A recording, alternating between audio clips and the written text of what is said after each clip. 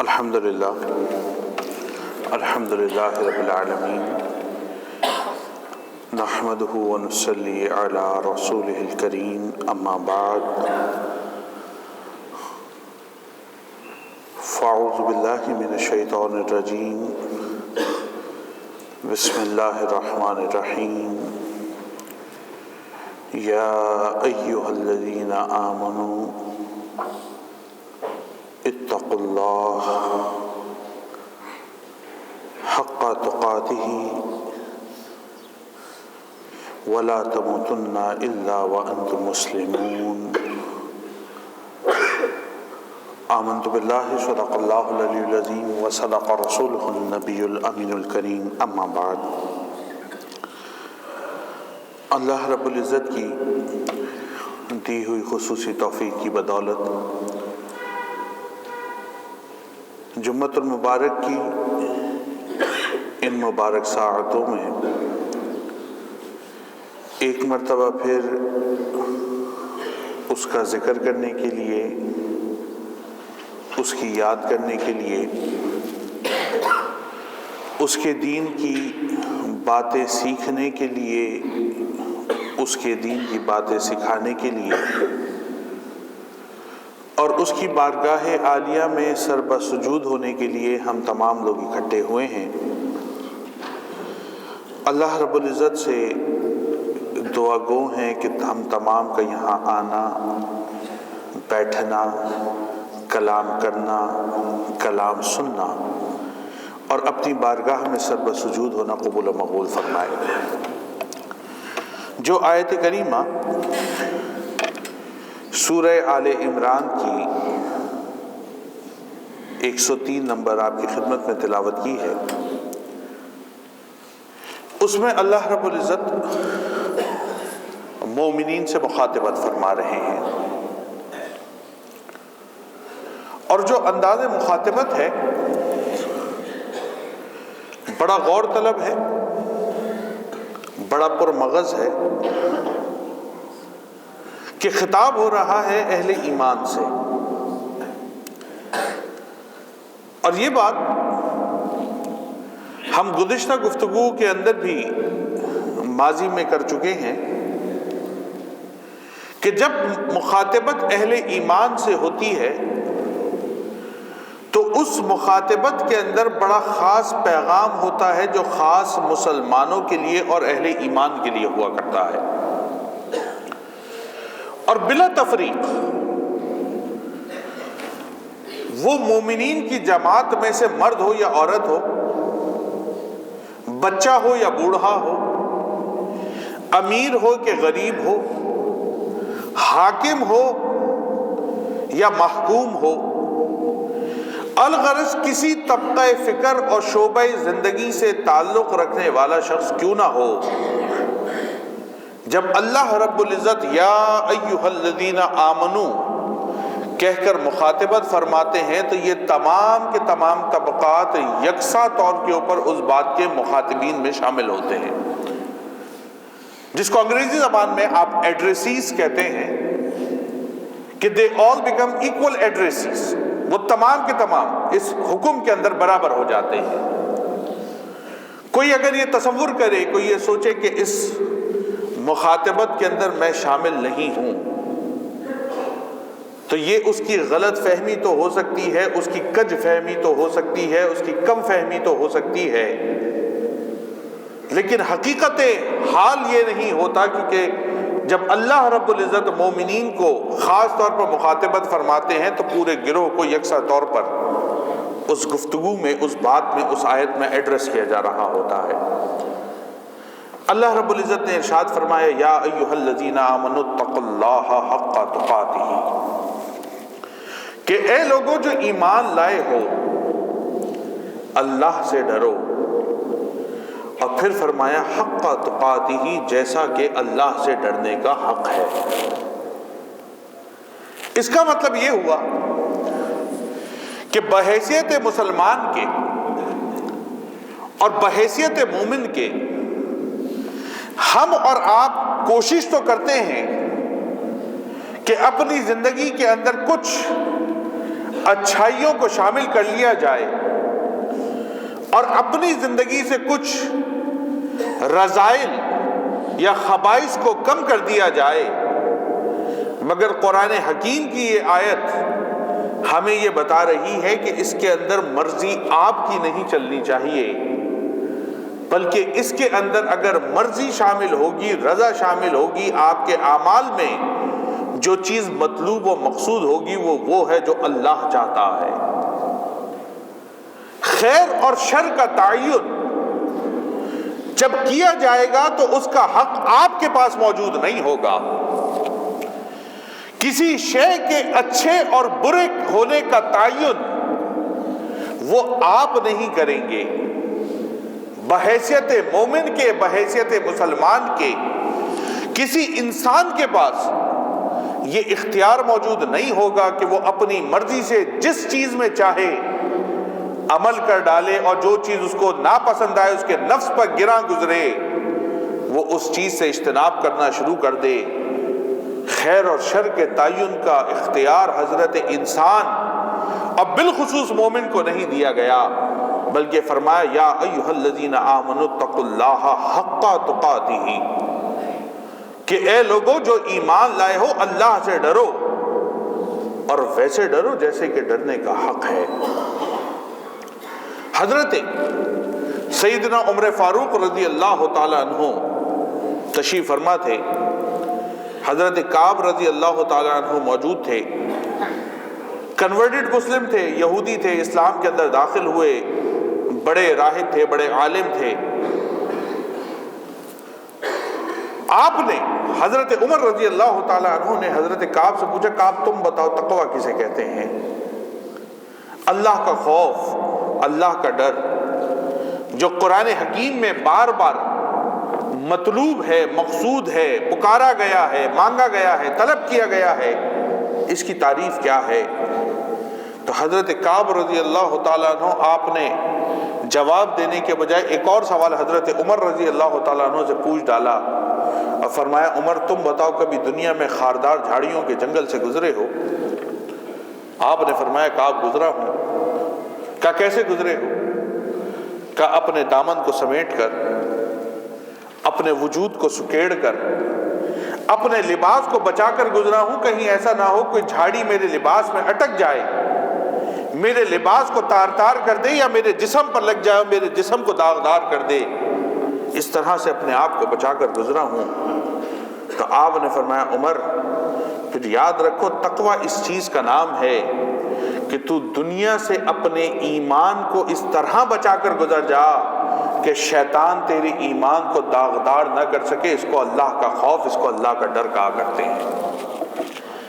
میں اور آپ اپنی زندگی کے شب و روز کا جب مشاہدہ کرتے ہیں، اور میں اور آپ جب شب و روز میں اپنی زندگی کے اوپر غور کرتے ہیں، فکر کرتے ہیں، توجہ کرتے ہیں، تو میرے عزیز، میرے دوست، بڑی معذرت سے عرض کروں گا کہ ہمارے شب و روز کے اندر تو یہ بات بہت زیادہ مفقود نظر آتی ہے کہ ہمارا ایمان شیطان کے حملوں سے محفوظ رہ سکے۔ حضرت ابراہیم بن ادھم رحمت اللہ تعالی علیہ، آپ سے کسی نے پوچھا حضرت آپ بتائیے تقویٰ کسے کہتے ہیں، اللہ کا خوف، اللہ کا ڈر کسے کہتے ہیں؟ تو آپ نے فرمایا صاحبزادے، حضرت انسان کے دائیں کاندھے پر ایک فرشتہ بیٹھا ہے جو اس کی نیکیاں لکھتا ہے، حضرت انسان کے بائیں کاندھے پر ایک اور فرشتہ بیٹھا ہے جو اس کے گناہ لکھتا ہے۔ آپ نے فرمایا اللہ کا خوف، اللہ کا ڈر، تقویٰ، پرہیزگاری اس چیز کا نام ہے کہ تیری ساری زندگی گزر جائے، تیرے بائیں کاندھے والے فرشتے کو لکھنے کا موقع نہ ملے۔ اس کو اللہ کا خوف، اللہ کا ڈر کہتے ہیں۔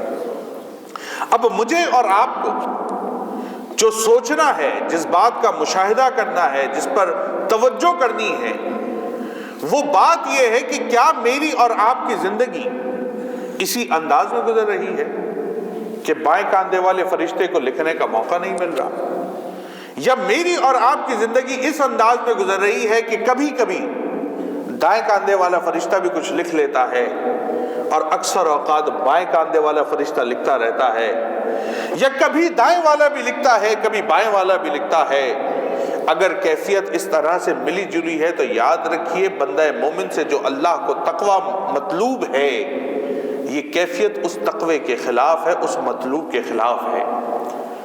کیونکہ قرآن تو ہم سے یہ ڈیمانڈ کر رہا ہے کہ اتقوا اللہ، اللہ سے ڈرو۔ کس انداز میں ڈرو؟ فرمایا حق تقاتہ، جیسا ڈرنے کا حق ہے۔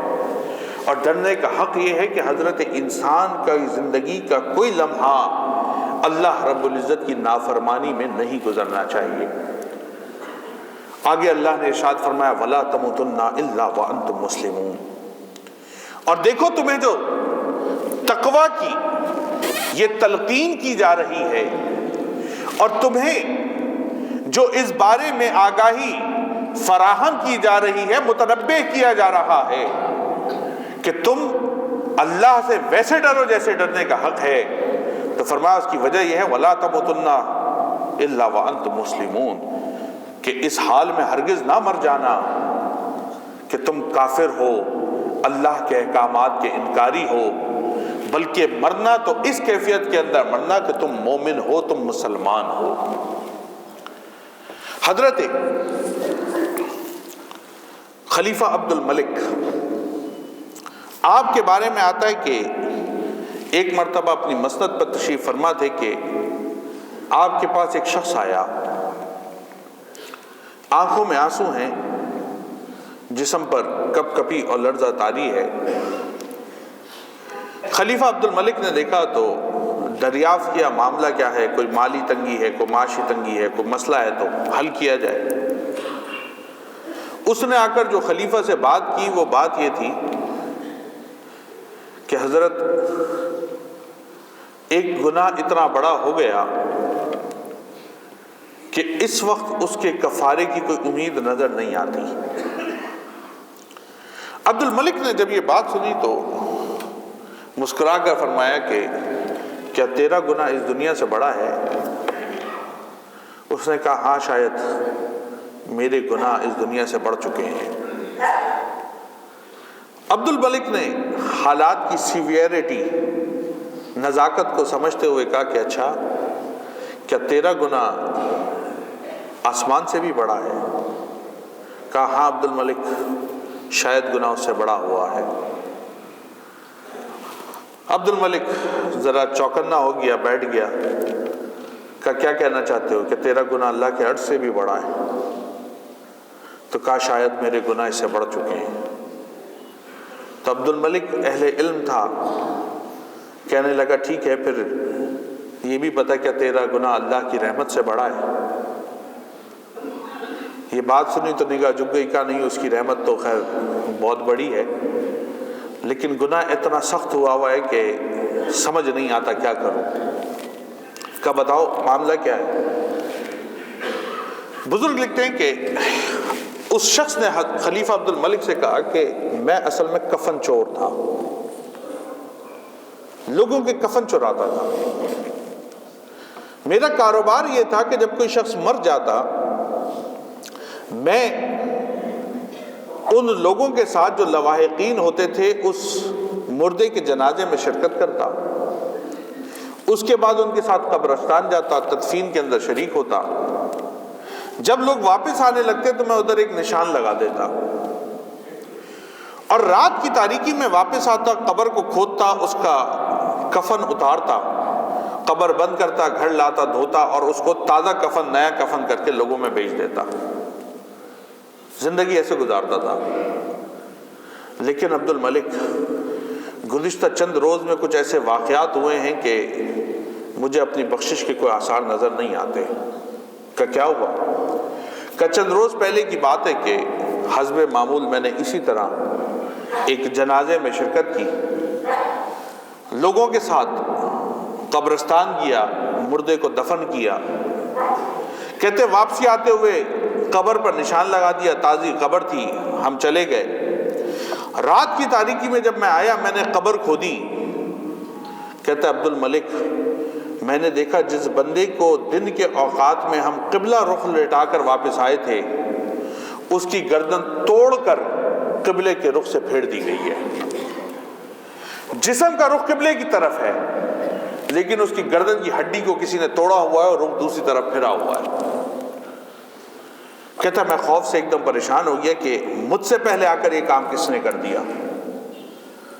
قبر تو میں کھودتا ہوں، کفن تو میں اتارتا ہوں، یہ کون ہے جو مجھ سے پہلے آیا ہے؟ اس نے قبر کھودی ہے، اس کی گردن کو توڑا ہے، اس کا رخ پھیرا ہے، اور تمام کے تمام معاملات مکمل ہوئے ہیں۔ کہتے میں یہ سوچ ہی رہا تھا کہ رات کی اس تاریکی میں ہاتف غیبی سے آواز ہے کہ بندے پوچھ تو صحیح اس کا یہ حال ہم نے کیوں کیا ہے۔ کہتا ہے عبد الملک میرے تو پسینے چھوٹ گئے، قبرستان ہو کا عالم، رات کی تاریکی، اس کے اندر ایک غیر مانوس سی آواز۔ کہتا ہے میں وہاں سے اٹھ کر بھاگا، قبروں کے درمیان گرتا پڑتا بھاگ رہا تھا کہ آواز ہے بندے پوچھنا اس کے ساتھ یہ معاملہ کیوں ہوا ہے۔ کہتا ہے میں نے روتے ہوئے عرض کی یا اللہ میں اس کی ہمت نہیں پاتا۔ فرماتے مجھے آواز ہے یہ وہ بندہ تھا جو دنیا میں نمازوں کو چھوڑتا تھا، نماز کا تارک تھا، بے نمازی تھا، قبلے کی طرف رخ کر کے سجدے کرتے ہوئے اس پر موت آ جاتی تھی، دنیا میں تکلیفیں ہوتی تھیں، کبھی اس کو سردی کی تکلیف لگتی تھی، کبھی اس کو گرمی کی تکلیف لگتی تھی، کبھی کاروبار میں مصروف ہوتا تھا، کبھی بیوی بچوں میں مصروف ہوتا تھا۔ یہ حال تو اس کا قبر میں کیا ہے کہ اس کی گردن کی ہڈی توڑ کر اس کا رخ بدل دیا، روز محشر دیکھنا ہم اس کے ساتھ کیا کریں گے۔ کہتا ہے عبد الملک بے نمازی تو میں بھی تھا، نماز تو میں بھی نہیں پڑھتا تھا۔ کہتا ہے اس دن سے اتنا خوف میرے اوپر طاری ہوا کہ میں نے نماز شروع کر دی۔ کہتے لیکن چند دن گزرے، میرے دل میں شیطان نے پھر خیال ڈالا بے وقوف، بار بار ایسا تھوڑی ہوتا ہے کہ اس قسم کے معاملات ہوں اور اس قسم کا کوئی مسئلہ، تو جا اپنا کام کرتے رہے، تو کاروبار ہی یہی ہے۔ کہتا ہے میں باہر نکلا، لوگوں سے معلوم کیا کہیں کوئی جنازہ ہے، تو بتایا جی فلاں علاقے میں کسی کی میت ہوئی ہے۔ کہتا ہے میں چلا گیا، جنازے میں شرکت کی، لوگوں کے ساتھ قبرستان کیا، مردے کو دفن کیا، نشان لگایا، واپس آ گیا۔ کہتا ہے رات کے اندھیرے میں جب میں وہاں پہنچا عبد الملک میں نے قبر کھودی، اللہ کی قسم میں انسان کو دفن کر کے آیا تھا، میں نے دیکھا اندر انسان نہیں کالا خنزیر لیٹا ہوا ہے۔ کہتا سور لیٹا ہوا ہے، بیڑیوں کے اندر اس کو جکڑا ہوا ہے، اور کبھی ادھر پلٹی کبھی ادھر پلٹی۔ کہتا میں حیران ہو گیا کہ یہ کیا معاملہ ہے، ہم نے تو انسان دفن کیا تھا، قبر میں سور کہاں سے آ گیا۔ کہتے میں یہی بات سوچ رہا تھا کہ وہی اس دن والی آواز پھر آئی کہ بندے پوچھنا اس کے ساتھ یہ معاملہ کیوں ہوا ہے۔ کہتا عبد الملک میرے تو آسان خطا ہو گئے، میں نے پھر مٹی پھینکی، میں وہاں سے بھاگا۔ کہتے ہیں بھاگا تو پھر آواز آئی بندے پوچھنا، پوچھتا کیوں نہیں ہے۔ تو کہتے میں نے روتے ہوئے عرض کیا اللہ میرے اندر ہمت نہیں، میں کیا پوچھوں۔ تو آواز آئی یہ وہ بندہ ہے جو شراب پیتا تھا، ہم نے شراب کو حرام کیا ہوا تھا، لیکن یہ اپنی مجلسوں میں بڑے مزے لے لے کر شراب پیتا تھا، ہمارے حرام کو حلال کرتا تھا۔ یہ معاملہ تو اس کے ساتھ قبر میں کیا ہے کہ اس کو سور بنا دیا، روز محشر تو دیکھنا اس کے ساتھ ہم کیا کرتے ہیں۔ کہتا عبد الملک یار دوست تو میرے بھی ایسے ہی تھے، میں بھی ان کے ساتھ کبھی کبھی شراب پیتا تھا، میں بھی کبھی کبھی الٹے سیدھے کام کرتا تھا۔ کہتا اس دن سے خوف کے بارے میں نے شراب کو چھوا نہیں، میں نے شراب چھوڑ دی، اپنی زندگی کو کوشش کیا کہ کچھ بہتری کے مطابق بہتری کے انداز میں گزاروں۔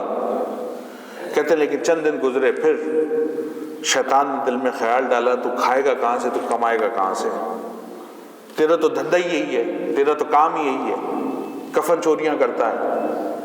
کہتے میں پھر اٹھا، بڑی ہمت کر کے باہر نکلا، معلوم کیا کہ کہیں کوئی بندہ مرا ہے، پتہ لگا جی فلاں فلاں علاقے میں کوئی شخص مرا ہوا ہے، لوگ جا رہے ہیں۔ کہتے میں بھی چلا گیا، جنازہ پڑھا، لوگوں کے ساتھ قبرستان کیا، دفن کیا۔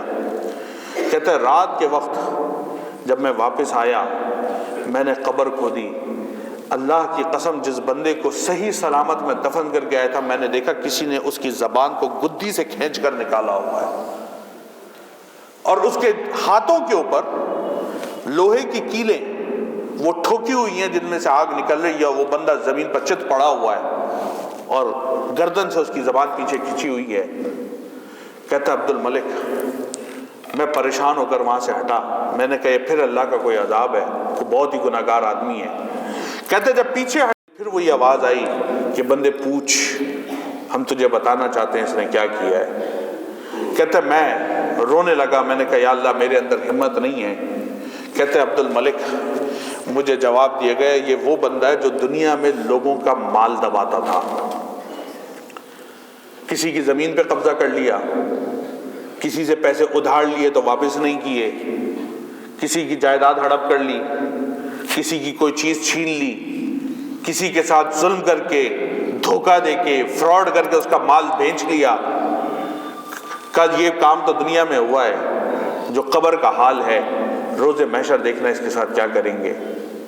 کہتا عبد الملک پیسے تو لوگوں کے میں نے بھی کھائے ہوئے تھے, میں نے بھی کسی سے ادھار لیا تھا واپس نہیں کیا, میں نے بھی کسی کی چیز کو چرایا تھا, میں نے بھی دھوکہ اور فراڈ کر کے لوگوں کے مال کو ہڑپ کیا تھا. کہتا مجھے تو لگا یہ قبر میری ہے. کہتا میں پھر نکل آیا. اب گھر آؤں بیٹھ کر رو, میری بیوی پریشان, میرے بچے پریشان, گھر میں فاقے شروع ہو گئے. کام یہی کرتا تھا. کہتے 4 6 8 روز گزرے, طبیعت میں کچھ سکون آیا. پھر میرے دل میں وہی خیال آیا کہ بندے تو کھائے گا کہاں سے, کمائے گا کہاں سے, چل اپنا کام کر.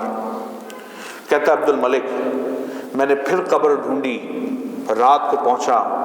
کہتا ہے میں نے قبر کھودی, اللہ کی قسم میں نے اپنی آنکھوں سے دیکھا جو مردہ تھا پورا کا پورا آگ کی لپٹوں کے اندر جل رہا ہے. باقاعدہ قبر کے اندر آگ لگی ہوئی ہے, بندہ اس میں تڑپ رہا ہے, اس کے اندر جل رہا ہے. کہتا ہے میں نے اس کو دیکھا, میرے تو آسان خطا ہو گئے. میں نے جلدی سے مٹی ڈالی, میں بھاگا. میں نے کہا اب یہ کام نہیں چلتا. کہتے روتا ہوا بھاگ ہی رہا تھا کہ پھر وہی آواز آئی بندے پوچھ نا یہ کیا معاملہ ہے. کہتے میں نے پھر روتے ہوئے عرض کی یا اللہ میں ہمت نہیں پاتا. تو آواز آئی یہ میرا وہ بندہ ہے جو جھوٹ بولتا تھا اور جھوٹی قسمیں کھاتا تھا. اللہ کی قسم جھوٹی کھاتا تھا. یہ آپ نے دیکھا ہے نا, خدا کی قسم میری خریدی اتنی ہے, جو کاروبار ہوگا نا اللہ کی قسم میں نے لیے ہی اتنے کا ہے. حالانکہ اس کو پتا ہے کہ میں جھوٹ بول رہا ہوں, میں بکواس کر رہا ہوں, لیکن جھوٹ اور جھوٹی قسمیں. کا عبد الملک کام تو میرے بھی ایسے ہی تھے, جھوٹی قسمیں تو میں نے بھی بہت کھائی تھی اور جھوٹ بھی بہت بولا تھا. کہتا ہے اس کے بعد میری ہمت نہیں پڑی میں کچھ کر سکوں. آج تیرے پاس آیا ہوں کہ تو بھی اللہ سے دعا کر, لوگوں سے بھی دعا کر. میری نہ تو زندگی گزرتی ہے, نہ سانسیں گزرتی ہیں, نہ کھا سکتا ہوں, نہ پی سکتا ہوں. ان قبروں نے میرا جینا حرام کر دیا. میرے بھائی, میرے دوست, یہ کوئی افسانہ نہیں ہے جو میں نے آپ کو سنایا ہے. یہ کوئی ایسا قصہ نہیں ہے جو کسی کہانی کے اندر درج تھا, میں نے آپ کی خدمت میں عرض کیا ہے. یہ اسی دنیا کا واقعہ ہے, اور میرے اور آپ جیسے انسانوں کے ساتھ جو اس دنیا میں رہتے تھے, بہترین زندگی گزارتے تھے, بظاہر اکڑ کر بھی چلتے تھے, پیسہ بھی تھا, دولت بھی تھی, عزت بھی تھی, شان بھی تھی, شوکت بھی تھی, شہرت بھی تھی, سارا کچھ تھا, جوانی بھی ان پر گزری تھی, حسن بھی ان کے پاس تھا, سب کچھ تھا. لیکن جب وہ لوگ اس دنیا سے گئے, قبر میں پہنچے اور اللہ کے حکم کے مطابق انہوں نے زندگی نہیں گزاری, تو اللہ نے قبر میں ان کے ساتھ یہ معاملہ کیا. آج مجھے اور آپ کو اس بارے میں غور کرنا پڑے گا, کہیں ہم بے نمازی تو نہیں رہ گئے. اگر میں اور آپ بے نمازی ہیں, اپنے موڈ سے نماز پڑھتے ہیں, اپنی مرضی سے نماز پڑھتے ہیں, دل کیا پڑھی, دل کیا چھوڑ دی, یا صرف جمعے والے دن پڑھ لی باقی دن چھوڑ دی, تو یاد رکھیں کہ وہ جو پہلی قبر ہے نا جس میں گردن کی ہڈی توڑ کر موڑ دی گئی, پھر وہ قبر میری ہے, وہ قبر آپ کی ہے, وہ قبر ہماری ہے. اگر ہم میں سے کوئی شخص شراب پیتا ہے, اللہ کے حرام کو اس نے حلال سمجھا ہوا ہے, بے شک اپنی محفلوں میں پیتا ہے, دوستوں میں پیتا ہے, یاروں میں پیتا ہے, یا خلوت میں پیتا ہے, اگر وہ شرابی ہے تو اس کو سوچ لینا چاہیے وہ جو دوسری قبر ہے جس میں کالا خنزیر لیٹا ہے وہ پھر میری ہے, وہ آپ کی ہے, وہ قبر ہماری ہے. اگر ہم میں سے کسی نے کسی کا مال ناحق کھایا ہوا ہے, کسی کے پیسے لیے دبا لیے, کسی کی زمین پر ناجائز قبضہ کر لیا, کسی کو فراڈ اور دھوکہ کر کے بے وقوف بنا کر پیسے ہتھیا لیے, تو یاد رکھیں وہ جو تیسری قبر ہے جس میں گدی سے زبان کو کھینچ لیا گیا تھا, پھر وہ قبر میری ہے, وہ قبر آپ کی ہے, وہ قبر ہماری ہے. اور اگر ہم میں سے کوئی شخص جھوٹ بولتا ہے اور جھوٹی قسمیں کھاتا ہے اور اللہ کا نام لے کر لوگوں کو بے وقوف بناتا ہے، تو وہ یہ سوچ لے جس قبر کے اندر آگ بھری ہوئی تھی پھر وہ چوتھی قبر ہماری ہے۔ اور یہی وہ بات ہے جس کی طرف قرآن کی آیت اشارہ کر رہی ہے کہ یا ایھا الذین آمنوا اتقوا اللہ حق تقاتہ، کہ اے لوگوں جو ایمان لائے ہو اللہ سے ڈرو، اور دیکھو ویسے ڈرو جیسا ڈرنے کا حق ہے، ولا تموتن الا وانتم مسلمون، اور خبردار اس حال میں مت مرنا کہ تم سوائے مومن کے کسی اور کیفیت میں ہو۔